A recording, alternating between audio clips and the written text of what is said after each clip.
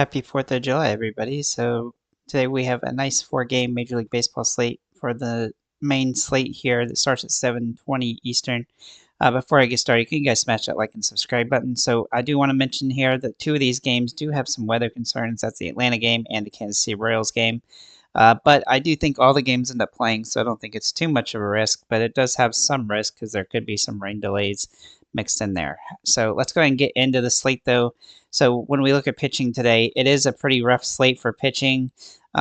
We really have four pitchers that have some upside today, and the way that the uh, ownership is today is going to kind of follow along here. So the top owned option is going to be Logan Webb. Now he has an unfortunate option against matchup against Atlanta, which is a very rough matchup here. But his K rate is one of the better on the slate, and a 15 to 20 fantasy point range is possible today. He's also $8,300, which helps. Morton, meanwhile, has a good matchup against the San Francisco Giants. However, he has been up and down throughout the season, and just about every other game he does good and bad. So right now he's actually on the situation where he would have a bad game, though the matchup is solid here, and he's got the best K rate on the slate. So he is a viable option today, but he definitely carries some risk as he's been very inconsistent. He will be the second highest owned guy. So I do think that using one of either Webb or Morton is probably a good option today.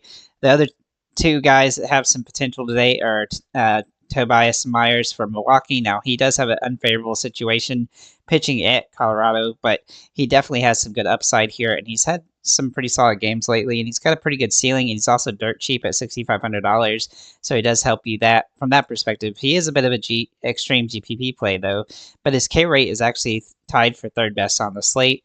And then number 4 would be Zach Eflin for Tampa Bay. Now, he has a tougher matchup against Kansas City, but he does have some upside today, even though his K rate is pretty slow.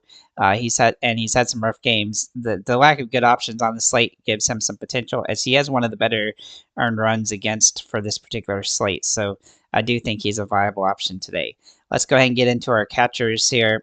So from the catching perspective, William Contreras does jump off the page as the top overall play. He's been pretty solid in this Rockies slate, but he does need to hit a home run to pay off here. I do think he has that potential today. Elias Diaz for Colorado is a good contrarian option. He's also got some really good metrics today.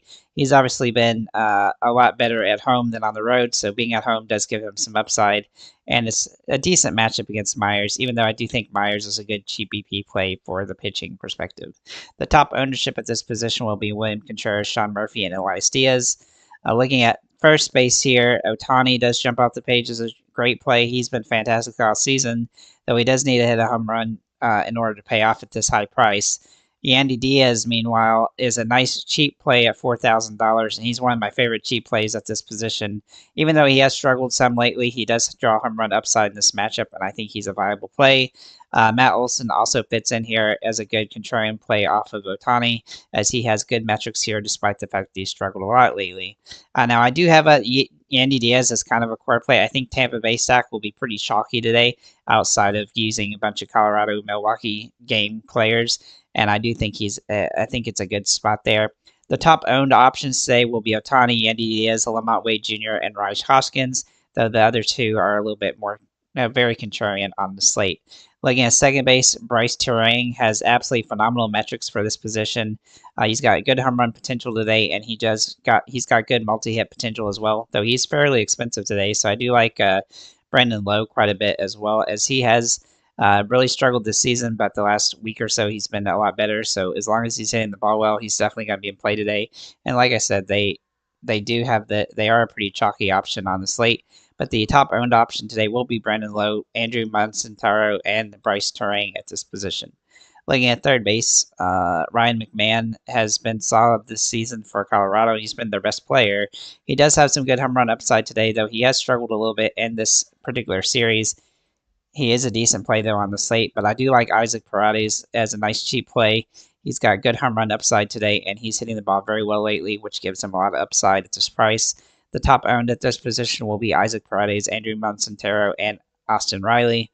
Looking at shortstops, Bobby Witt Jr. does draw good metrics for the Kansas City Royals today. He's been absolutely phenomenal this season, but he is also super expensive and will be somewhat hard to roster.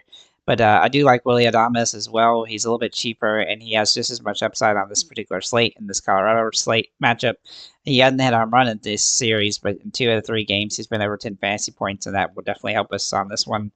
Uh, Willie Adames, Bobby Witt, Ezekiel Tovar, and Taylor Walls will be the top owned plays on this one. So looking at outfielders, obviously, I talked about Otani already, but Christian Yelich really does jump off the page as a great play today. He is extremely expensive. He has not hit a ton of home runs yet this season, but he does draw really good home run potential in this game, and he's been solid in all 4 of the last games, including all 3 games here in Colorado. He is super expensive, though, so he does need a home run, but he's definitely capable of that. Corbin Carroll also does draw some good matchup metrics here. He has really struggled this season. He's been up and down a lot, but he does draw good metrics today, and so he's definitely in play. But I really like Josh Lowe as a good core play here for Tampa Bay as well, as he's really been hitting the ball decent the last week or so, and he has some good upside on the slate with some home run potential. Nolan Jones for Colorado, also an interesting play today, though he is high risk, high reward, as he's really struggled as of late this season. The top owned options at this position will be Josh Lowe, Randy Arozarena, who I also thought about trying to figure out how to utilize him, Garrett Mitchell, Jorge Soler, and Otani. Also, Charlie Blackmon, Jose Siri, Sal Frelick, Christian Yelich, Hunter Renfroe, and Jared Kalenic. So getting guys from that group is going to be very helpful on this particular slate. With that said, guys, thank you for liking,